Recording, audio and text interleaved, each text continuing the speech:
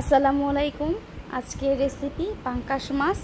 এই প্রসেসে পাঙ্কাশ মাছ রান্না করলে সবাই খেতে চাবে। অনেকেই বলে থাকে পাঙ্কাশ মাছ খায় না। প্রথমে এখানে আমি পেঁয়াজ কুচি নিয়েছি কিছুটা, আদা কুচি, রসুনের কোয়া, কাঁচামরিচ কয়েকটা আর একটা টমেটো। এগুলো আমি একসাথে ব্লেন্ডার করে নেব। এবার আমি মাছগুলোকে হলুদ দিয়ে মাখিয়ে রেখেছিলাম, এগুলো আমি ভেজে নেব।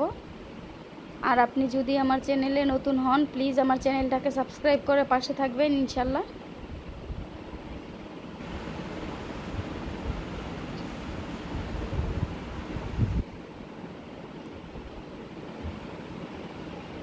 সবগুলো মাছের পিস আমি ভেজে নেব।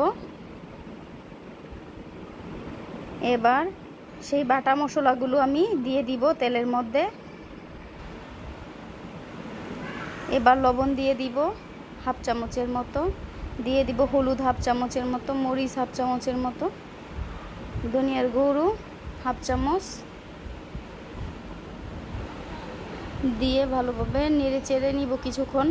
এবার একটা টমেটো কুচি দিয়ে দিয়েছি যাতে দেখতে সুন্দর দেখায় আর কি।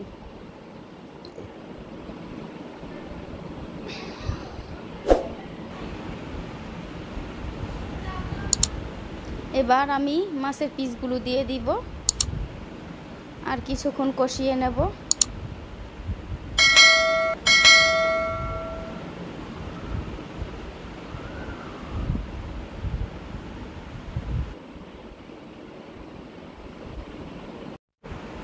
নেড়ে চেড়ে কিছুক্ষণ কষানোর পর এবার পানি দিয়ে দিব পর্যাপ্ত পরিমাণে আর জাল করে নেব কিছুক্ষণ পর্যন্ত।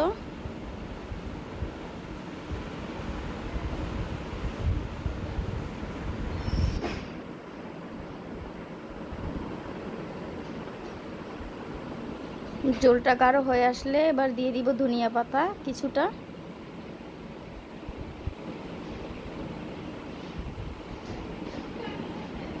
আর নামিয়ে নিব।